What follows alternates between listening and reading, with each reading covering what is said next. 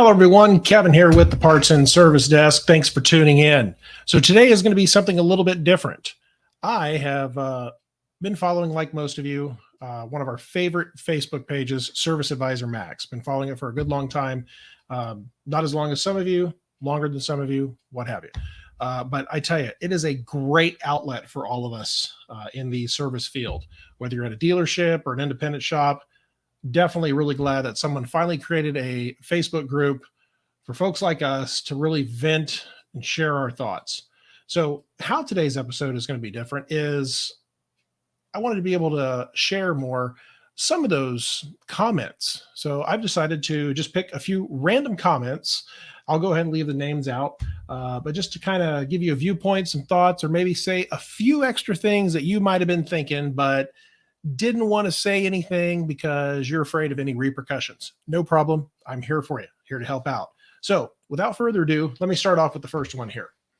This one here says, I can't people anymore today. The world has gone mad. Side note, this is a Chevy dealership. So it looks like there's a picture here. A Silverado customer. They've blurred out the VIN and everything. They would like to know if they can use their Ford points towards their service. First of all, this shouldn't even come up. Granted, some people would say, well, it's a valid question. Okay, if you're like a Ford, Chevy, Chrysler, Jeep, Dodge store, like, 5 or 6 different brands under one hat, I could see a customer asking that question. That yes, could be a valid question.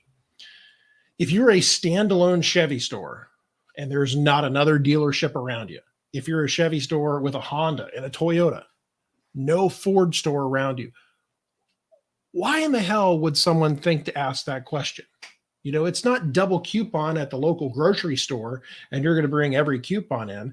And that grocery store's double coupon says they'll take any other retailer's coupon. No.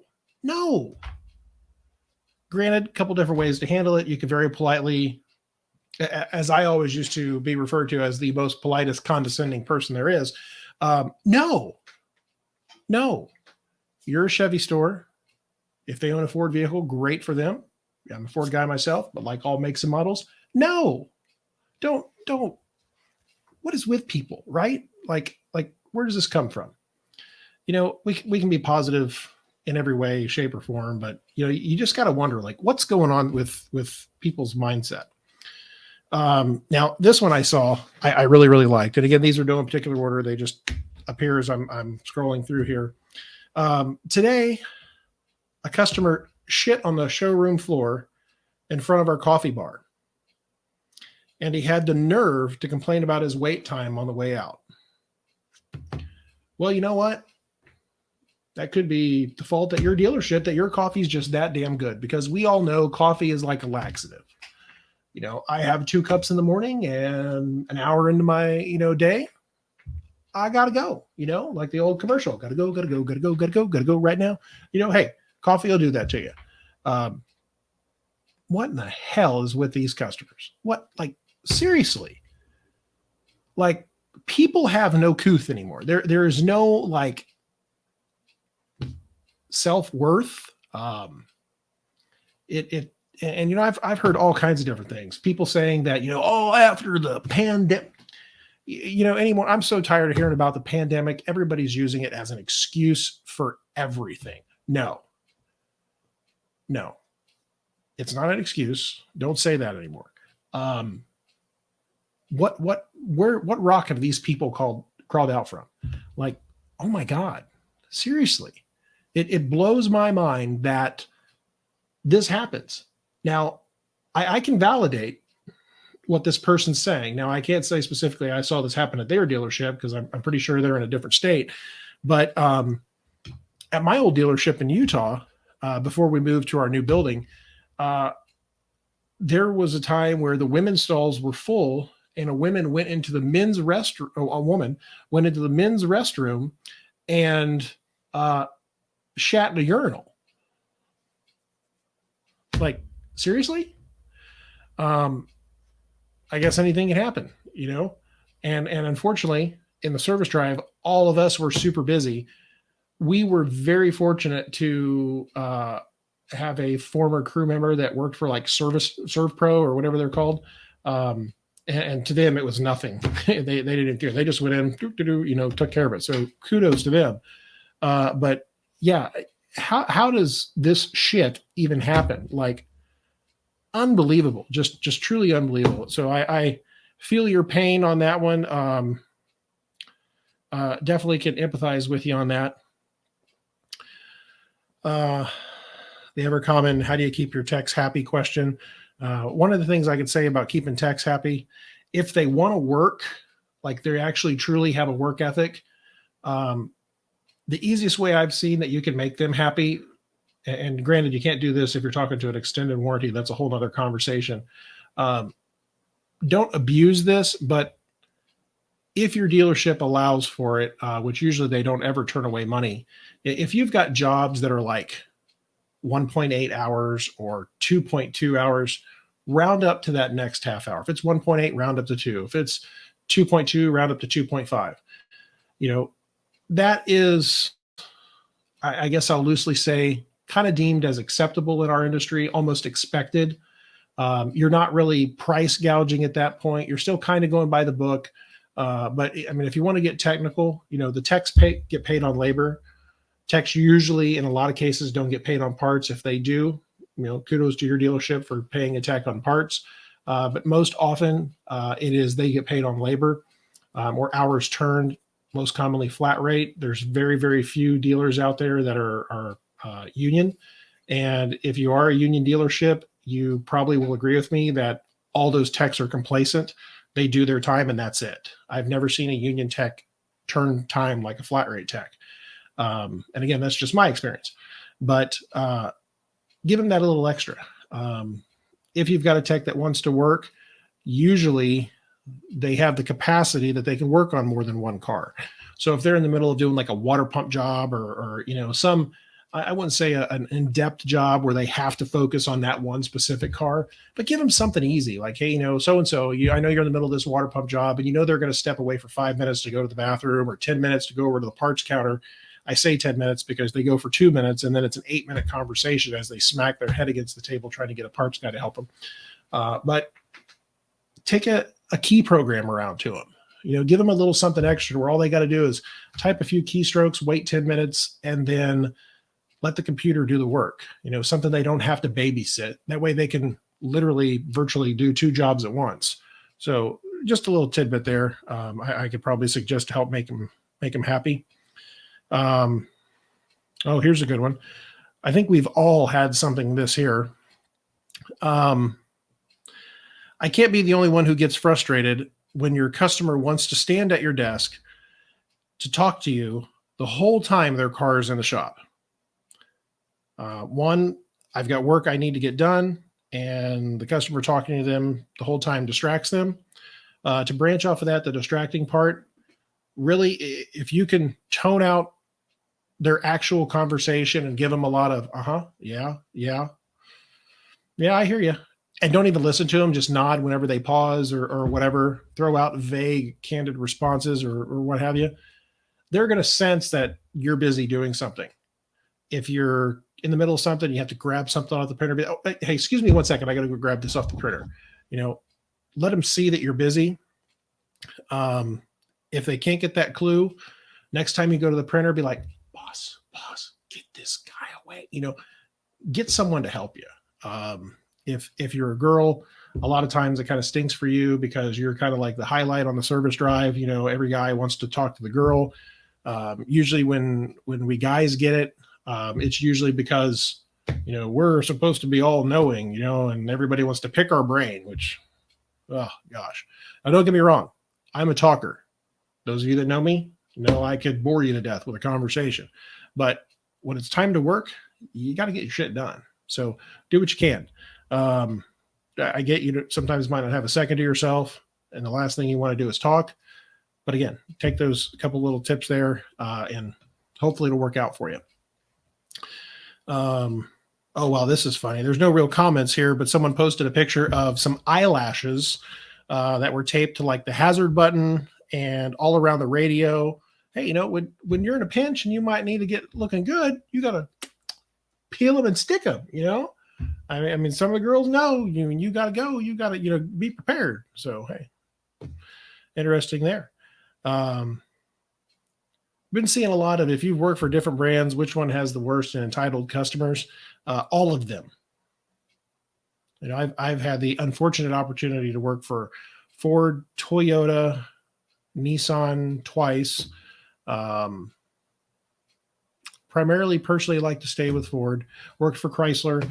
They're all entitled. You have different levels of entitlement with those brands, but they're all entitled. A lot of door rate ones out there, which I've been seeing a lot here the past few days. I've got this feeling, seeing this trend of everyone asking what's your door rate and stuff like that. It appears they are coming from advisors. So I'm kind of wondering if we're going through a shift, or advisors going to leave one place, go to another. Could be something that's going to happen. Here's a good one. I dealt with the absolute worst customer I ever have today. He needed 2 tires. His tire warranty wouldn't cover them because they were bald. He went back and forth with sales and service trying to get them for free for 5 hours. Who the hell has 5 hours? Clearly this guy or girl. When he finally realized he was not going to win, he came and sat at my desk for another hour trying to get a discount, free rotations for life, free discounted alignment. He was relentless. I know people are like that, but didn't know they all really existed. So, yes, they're out there. Again, that kind of goes back to the other one, entitled. It's just amazing to me that someone has spent that much energy. Whatever happened to the day when we accept something for what it is? Can I get this? No. Okay, done. I used to tell customers my last few months when I was doing service before I took over accessories, I would rather you just tell me that you want it for free so I could at least ask, or you want a huge discount, and then you don't have to put through all the effort. I don't have to waste my time or get exhausted with all the back and forth. Just tell me you want it for free. I'll tell you if I can do it or not. If I can do it, great, just to get you out of my hair. And then you don't waste all this crap and then end up giving me a bad survey anyway. At least if you just ask right off the bat, we can put it behind us and move on. Keep it simple. Keep it stupid, whatever. But 5 hours. Wow. So this kind of brings me to another thought. A few months ago, there was something about a tire, an individual tire on Service Advisor Max. And I knew I was going to get the response from someone. I don't remember the guy's name that commented on this. I know he was a service manager, which I've been a service manager before, as you know. I am so tired of creating this swamp that we have to work in. It's got to stop. The whole just give it to him, make it go away. Just give it. No. The old mountain out of a molehill thing. You give them one peanut to eat off of, they're going to ask for the whole jar. No, stop. If you stop with the smallest thing, they're going to stop asking for everything. You get one guy that comes in, here for my free oil change. Next time he comes in, well, you gave me a free oil change last time, and I know all this, I need all this free suspension work. Can you throw in an alignment? It just never stops. Well, it does when you stop. And I can preach this all day until I'm blue in the face. The thing is, it's never going to stop unless you help it stop. Some service managers are going to stand behind you and they're going to be like, yeah, we got to do it. The GMs, and I know there's a few general managers in here. I know you're going to be like, tell me what's going on with this customer. I hear you talking, but I'm really not listening. I'm playing on my phone, looking at my stocks and my credit score. Okay, so what can we do to fix it and make it go away and give it to him? Okay, well, if it gets to me, no, stop that too, general managers, stop. You all know damn well that if this trend was ended, it's not going to end overnight. It's not going to end in a couple days or a week. Statistically, it's easily 6 months. And you all know you're going to get bad surveys. But just think about this for a minute. If you stopped all the bullshit from coming in your door, and I mean it too, the bullshit, if you stopped letting customers walk all over you and fired these customers that talk to you like crap, cussed at you up and down when you don't even know them, you've never met them, never seen them before, but their last visit, they slammed you because of that on your survey. Stop. No. Again, some of you are going to have service managers that'll stand behind you. They aren't necessarily going to have a general manager that stands behind them. So approach it with kid gloves. Be like me. Be politely condescending. Tell them no. Get this stuff to stop. Stand up for yourself. You know, a lot of good technicians are leaving this industry. A lot of good advisors are leaving this industry because we're tired of the crap. You know, I say all the time that you can leave the industry, but the industry never leaves you. You know, if the right opportunity ever came along, if I had an opportunity, like all of us, to do something we love, would you go back to it? Yeah. Yeah. If I had a great Ford dealership that said, hey, we'd like your help on accessories, and they were actually willing to have good compensation, yeah, I'd do it. But the minute that they allowed a customer to walk all over me, I would have a sit-down discussion with them. And if even beforehand, if this is how they allowed their customers to treat their employees, nah, I wouldn't do it. It's not worth it. It's not worth the stress. It's not worth the headache. So talk to your superiors, see what they say, see how they feel about it. A lot of times, you know, the old saying, you can't feed a closed mouth. If your service managers don't know that you don't want to be talked to like shit. Now, a lot of you, when I say that, are like, oh, they all know. Blah, blah, blah. Well, yeah, they all know. But again, if you don't open your mouth, they're sure as hell not going to open theirs. They're going to let everything happen that they can, trying to take care of that customer, to get that good survey, because all those good surveys mean money for the dealership, which very rarely, maybe I won't say rarely, but not always does it get through the entire dealership. It doesn't always trickle down. A lot of it stays up with the higher ups, with the GMs. Sometimes it might make it to the fixed ops team. Sometimes it might make it to you as an advisor if all the surveys come in good for a dealership. If we stop all of the madness, 6 months is the earliest, usually a year, you're going to see all that craziness come to an end. I've seen it happen before. I've worked at a dealership where we did this, and it took about 7.5 months. I'd say 6 months is when we really noticed it was changing. 7.5 months, it was gone. And it was a Ford dealer. It was a President's Award Ford dealer, year over year over year. But it took 1 year to where we were risking losing the President's Award for our GM to sit us all down and go, no holds bar. What the fuck? What is going on? What do we got to do to fix it? It is an open mic. No one will be in trouble or get fired from this meeting. And I've signed papers to give to all of you that all of your jobs are good. You can say whatever you want, however you want to say it. That's a GM that cares. It's rare to have that. And our fixed op director was there. Our service manager was there.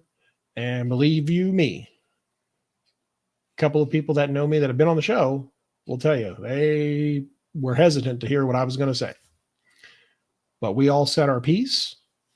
And if you can get something together like that, you'd be surprised. It will make a difference. So some food for thought. So with that, I'll go ahead and cut this one short. We're about 20 minutes in. I do want to thank you all very much for tuning in. Hope you all enjoyed the show. Hopefully, maybe you got a little something out of it. So remember, you can always check us out here on YouTube. We're also on Facebook, Instagram, Twitter, Rumble, and we've even recently started a TikTok. Not sure how well that's going to go. Just another iron in the fire. So with that, thank you again so much for tuning in. Again, my name is Kevin, and this is the Parts and Service Desk.